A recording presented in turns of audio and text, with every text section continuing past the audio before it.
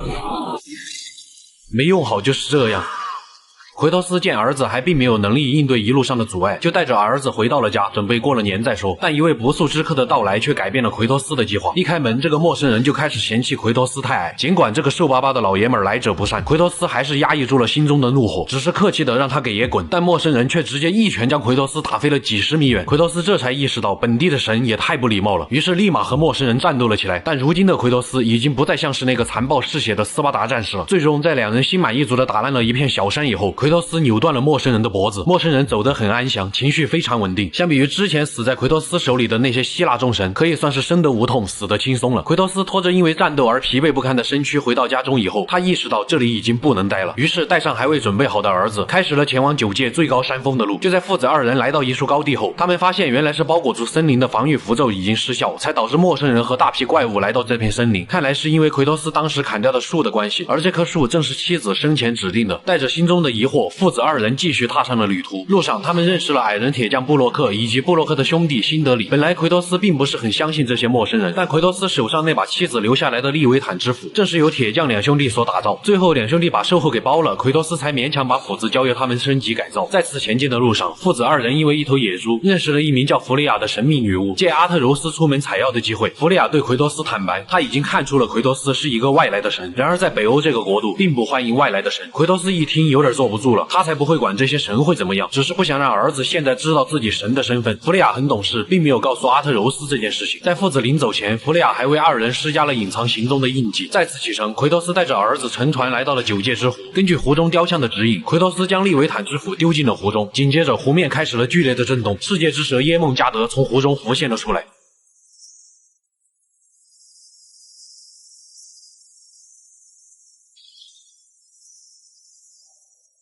巨蛇对他们并没有敌意，而随着世界之蛇离开湖中，湖面的水位也随之下降，许多雕像和宫殿浮现了出来。父子二人则继续朝着山巅前进，可就在半山腰，前往山巅的必经之路被一团黑雾所笼罩。奎托斯看着眼前的黑雾，陷入了沉思。要是太阳神的头还在就好了。恰好这时女巫出现，并告诉奎托斯，想要驱散黑雾，就得前往亚尔夫海姆，也就是精灵的国度，寻找精灵之光。随后女巫利用世界树将父子二人传送到了亚尔夫海姆，但就在他们刚刚抵达的时候，弗利亚就被一股神秘的力量拖走。奎托斯带着儿子一路与精灵战斗，终于来到了精灵国度的光柱面前。嘱托好阿特柔斯在外面把风，奎托斯则独自进入到了光柱之中，并成功拿到精灵之光后返回。出来一看，儿子的战果不得了，要是他再晚点出来，精灵国度估计就没精灵了。得，奎托斯战神的位置都得让他来做。之后父子回到山腰处，用精灵之光驱散了黑雾，并乘坐升降梯前往山顶。途中他们击退了一只雷属性的巨龙。就在从升降梯出来以后，恰巧又看见雷龙正在攻击辛德里。奎托斯和儿子最后合力将其杀死。可能在战神2里，奎托斯吃过一次这样的亏，所以在雷龙倒下的时候，奎托斯选择了转身。随后辛德里为了报答父子二人，便将一把由胡寄生制作而成的剑送给了阿特柔斯。父子俩再次启程，即将到达山巅的时候，奎托斯见儿子的剑筒带快要断掉了，于是一边用胡寄生的剑头加固了剑带，一边教导儿子可以忍受身体上的痛苦，但不能忍受武器的损坏。而奎托斯这一举动则为后续的剧情埋下了伏笔。就在父子来到山顶，竟然发现之前那个来找过奎托斯的陌生人和另外几个人正在谈论奎托斯父子的下落。最终没有得到答案的几人离开了山顶。当父子爬上山顶的时候，竟然发现了一个和大树融为一体的人，而这个人正是北欧的智慧之神密米尔。在交谈中得知，原来密米尔是因为得罪了北欧的众神之王奥丁，不但就被偷走了一只眼睛，还被永远的囚禁在这棵树上。而那个陌生人正是光明之神巴德尔，拥有着不死之身。另外两个人则是雷神索尔的儿子。当父子二人说出来意的时候，密米尔却告诉他们，他们爬错山了，9界最高的山峰不在这里，而是在巨人的国度约顿海姆。随即密米尔表示可以指引他们前往巨人国度，但必须得带上他的头。奎奎托斯也不在乎身上多个人头，于是干脆就直接砍下了密米尔的头，并将之带到了女巫弗雷亚的林中小屋。但就在女巫见到阿特柔斯背上的胡寄生箭头后，显得异常激动，并且立马就将其烧毁，还告诉阿特柔斯这是一种邪恶的产物。之后弗雷亚将密米尔的头复活，醒来以后的密米尔当即就说出了弗雷亚的真实身份，原来他竟然是北欧的爱与性之神，还是奥丁的前妻。在得知弗雷亚竟然是神以后，奎托斯立马带上儿子离开。要知道奎托斯在以前那是被众神伤透了心。之后在密米尔的指引下，父子来到了9界之湖的宫殿，让密米尔与世界之蛇沟通。随着巨蛇再次浮出水面，导致水位下降，并将他们推行到了正确的方向。而想要前往巨人国度，就需要寻找巨人的凿子，并用凿子将一种特殊的符文刻在一处特殊的入口，才能前往巨人国度。随后父子2人一路解决各种谜题，击杀各种怪物，最终成功的拿到了凿子。接下来便是要寻找那个特殊的符文了。但就在离开的时候，奎托斯遇到了之前与巴德尔谈话的那2个雷神的儿子，他们分别叫曼尼和摩迪。见到奎托斯，2人立马动手。就在一番战斗过后，奎托斯见儿子快要失控，也不留情面了，直接一板斧砍死了曼尼。见到奎托斯竟然敢弑神，摩迪慌了，随即吓得落荒而逃。之后父子2人来到了北欧战神提尔的密室，寻找通往巨人国度的符文。但就在密室中，摩迪再次出现，用雷电控制住了奎托斯，并不断用言语羞辱阿特柔斯。终于阿特柔斯忍不住了，体内的斯巴达之怒猛然爆发，然后就咯喽一声晕了过去。看到这一幕，奎托斯也爆发了，直接顶着雷电再次将摩迪打跑。但随后阿特柔斯一直昏迷不醒，无奈之下，奎托斯只好舔着脸回去寻求弗雷亚的帮助。此时的奎托斯就像一个无助的老父亲，对儿子的情况担忧不已。弗雷亚则告诉奎托斯，想要救儿子，就必须前往北欧的冥界，取得看守者的心脏。但那个地方任何火焰都无法燃烧，利维坦之斧也不能对那里的怪物造成任何伤害。奎托斯看向了手臂上曾经缠绕过混沌之刃的伤疤，这一刻他为了儿子，他决定回家，再一次拿起那把曾经弑神无数的双刃，哪怕要再次背负上曾经的伤痛，哪怕这个冥界他不熟。回家的路上，天空逐渐阴沉，随之电闪雷鸣，犹如曾经死在那把双刃下的无数亡魂的悲鸣，甚至连雅典娜的幻象都出现在了自己的面前。这些都无所谓了，既然在北欧的冥界火烧不起来，那么奎托斯也不介意用这把在希腊冥界最邪恶的地方打造出的混沌之刃，砍翻这个号称王者的国度。拿到混沌之刃后，奎托斯一路从家门口砍到了冥界，来到了看守者的面前。这把曾经砍翻过整个希腊的双刃，在北欧的冥界同样杀意尽显。最终奎托斯干掉了看守者，并取得了心脏。阿特柔斯也成功的苏醒了过来。经过了这些事情，奎托斯也不再隐瞒，将自己是神的身份告诉了阿特柔斯。但就在阿特柔斯知道自己是神以后，内心却开始急速的膨胀，随之傲慢了起来。弱小和无知不是生存的障碍，傲慢才是。奎托斯深知这个道理，于是便一直劝导儿子，但也不知道阿特柔斯听进去没。而在提尔的神殿里，奎托斯竟然在一个罐子上发现了自己的画像，但见儿子过来，赶紧就给扔了。看来提尔似乎知道自己以前干过什么。之后他们再次遇见了那个逃走的摩迪，此时的摩迪因为回去向自己的父亲雷神求助，却被雷神视为懦夫，并将之打成了重伤。但摩迪这时还在出言不逊，又加上阿特柔斯在知道自己是神以后态度傲慢了起来，于是阿特柔斯不顾奎托斯的命令，直接杀掉了摩迪，甚至还补了一脚。但奎托斯又不善言辞，只能暂时作罢。最后父子终于来到了通往巨人国度的传送门，但巴德尔却突然出现偷袭奎托斯。而就在打斗的过程中，奎托斯却不小心将传送门毁掉，想要上前的阿特柔斯被奎托斯拦下，但儿子此时已经完全无法控制自己的行为，直接先一箭射向了奎托斯，然后又对着巴德尔冲了过去，但结果却是被巴德尔随手拿捏并强行带走。奎托斯也紧跟着追了上去，直接就在巴德尔的坐骑上打得难解难分，误打误撞下竟然再次掉入了冥界。而冥界当中独有的幻境让奎托斯知道了巴德尔竟然是弗利亚的儿子，阿特柔斯则是在幻境下意识到了自己的错误，就连奎托斯都看见了宙斯的幻象。之后父子2人意外的来到了奥丁的密室，通过密米尔的眼睛，在一束壁画上发现了另一种通往巨人国度的方法。随后父子在铁匠兄弟的帮助下锻造出了通往战神提尔密室的钥匙。而在提尔的密室内，奎托斯硬生生将神殿翻转，成功的找到了通往巨人国度的传送门，并且拿到了战神提尔用于在国度之间穿梭的团结石。而这枚团结石不仅可以穿越北欧的9界，就连中国、埃及、日本、希腊等神界都能到达。紧接着他们跳进虚空，将传送塔对接到提尔神殿的传送装置，但还差一样东西才能前往巨人国度，那就是密米尔被偷走的那只眼睛。而那只眼睛现在就在世界之蛇的腹中。他们再次来到世界之蛇面前，简单的交流过后，世界之蛇非常不情愿的张开了嘴。随后父子进入到了巨蛇的腹中，成功的拿到了密米尔的眼睛。然而就在这个时候，阴魂不散的巴德尔竟然开始对着世界之蛇发动了攻击。随后世界之蛇将奎托斯父子吐了出来，但没想到的是弗雷亚也来到了这里。一路走来，巴德尔可以说是对奎托斯产生了相当大的仇恨。无奈之下，奎托斯再次和巴德尔战斗了起来，但一旁的弗雷亚却护犊子，将奎托斯禁锢了起来。见到父亲有危险，阿特柔斯义无反顾地挡在了奎托斯的面前。巴德尔可不会留情，直接一拳打在了阿特柔斯的身上，但恰好打在了之前绑在阿特柔斯身上的胡寄生箭头。原来胡寄生正是破解巴德尔不死之身的关键。正好巴德尔天天哭着喊着说因为不死之身而感觉不到疼痛，那么接下来父子俩的混合双打，就让巴德尔好好的感受了一下什么叫痛。一顿毒打之下，巴德尔被打败了，但弗利亚却阻止了奎托斯下杀手。可巴德尔因为母亲为了让自己活着，剥夺了自己所有的感官，让他感觉不到自己活着的意义。于是巴德尔想要掐死弗利亚，而弗利亚也出于对儿子的愧疚，没有任何反抗。但奎托斯可还欠着弗利亚的人情，于是奎托斯直接走上前去，干净利落的扭断了巴德尔的脖子。巴德尔走了，走得很安详，死者家属情绪非常的稳定，只是当场诅咒起了奎托斯，并说奎托斯是一个只懂得残忍和愤怒的怪物，还要与他势不两立。听到这些话，奎托斯并没有生气，他只觉得弗利亚并不了解自己，于是转过身对阿特柔斯说道：“我的过去不会是你的未来。”因为弗利亚被奥丁下了不能战斗的诅咒，于是只能抱着已经断气的儿子离开了这里。之后，奎托斯终于带着阿特柔斯打开了巨人国度的传送门，来到了9界的最高峰。即将登顶的时候，奎托斯默默地取下了缠在自己手上的绷带，绷带下那被混沌之刃灼烧的烙印还清晰可见。这一刻，他已经可以直面曾经的过往。而通往山巅的路上，父子二人通过巨人族独有的预言能力所雕刻出来的壁画得知，早在很久以前，巨人族竟然就已经成功的预言出了他们这一路上的经历。而奎托斯的妻子菲也正是巨人族。在经历了这一路的重重阻碍以后，奎托斯终于完成了妻子的遗愿，与儿子一起将他的骨灰扬在了9界的最高峰。就在他们回家的路上，阿特柔斯告诉奎托斯自己在预言上的名字叫洛基，奎托斯则不以为然，因为当时妻子本就打算为他取名叫洛基，只是奎托斯坚持要用他曾经在斯巴达军中一个副官的名字为儿子取名为阿特柔斯。但巧合的是，洛基正是北欧的诡计之神。距离奎托斯杀死巴德尔已经过去了几年，因他死亡导致的芬布尔之冬逐渐开始在北欧蔓延，这也再次印证了诸神黄昏的预言。不甘失去儿子的弗利亚，经常会伺机偷袭外出打猎的奎托斯父子。好在阿特柔斯在家中设下了保护印记，只要他们回到家中就能摆脱弗利亚的骚扰。而经过了巨人国度的旅程，阿特柔斯也成长了许多，可他们收养的一只叫芬里尔的狼却没能扛过漫长的冬季。这件事情让阿特柔斯伤心不已，但奎托斯必须要让儿子完成每日的训练，好为接下来可能的危险做好准备。可芬里尔的死显然刺激到了阿特柔斯，他不想就这样永远的躲藏下去，而是想去寻找自己在预言中那个叫洛基的真正身份。但在预言中，正是洛基引发了诸神黄昏。如果阿特柔斯真的是洛基，那么也就意味着他们势必要与奥丁为首的阿萨神族开战。奎托斯自然不会让儿子冒如此大的风险。说罢，阿特柔斯准备独自去埋葬芬里尔，奎托斯则回到屋中休息。自从上次旅途结束以后，密米尔因为占用的空间不多，奎托斯索性也就把他留了下来。就在奎托斯睡觉的时候，妻子菲出现在了他的梦中，他梦见了与妻子打猎时的一幕。在梦境结束的前一刻，菲告诉奎托斯没时间了，要做的事还有很多。莫名其妙的话让奎托斯从梦中惊醒，回过神来的奎托斯发现儿子竟然迟迟未归，于是他当即出门寻找儿子。就在奎托斯来到不远处的小森林以后，一只巨熊突然袭击了奎托斯，奎托斯立马开启斯巴达之怒，刹那间他体内散发的气势瞬间盖过了巨熊。就在他将巨熊杀死以后，巨熊却缓缓地变成了阿特柔斯。好在儿子逐渐苏醒了过来，奎托斯这一刻也明白阿特柔斯觉醒了用情绪来改变形体的特殊能力。见儿子还是无法很好的控制情绪，奎托斯更加坚定了留在家中训练阿特柔斯的决心。但今晚注定是一个不眠夜。就在奎托斯回到家中刚闭上眼，突然之间电闪雷鸣，雷声大作。奎托斯拿上武器来到屋外，雷神索尔出现在了庭院中，但他并没有立马动手的意思，而是掏出了蜜酒，想要和奎托斯聊聊。本着多张嘴多双筷子的原则，奎托斯非常不情愿地接受了这个提议。就这样，希腊和北欧最强的两大战力坐在了同一张桌上，其散发出来的气势让战神都只能恭敬地递上酒杯。敲门声再次响起，北欧的众神之王奥丁也来到了奎托斯的寒舍。来到餐桌前，奥丁直接表明了自己的来意，雷神2个儿子以及巴德尔的死他都可以不再追究，但前提是父子二人不能再继续追查战神提尔的下落。原来阿特柔斯一直在背着奎托斯偷偷寻找战神提尔，看似是个很好的提议，但奎托斯却不会容忍这个界域的神明跑到自己家来指手画脚。如果奥丁不想他们去找提尔，那他就一定要去找。奥丁见已经没得谈，转身对索尔交代了一句便离开。索尔见状也觉得是时候向奎托斯讨要2个儿子的血债了。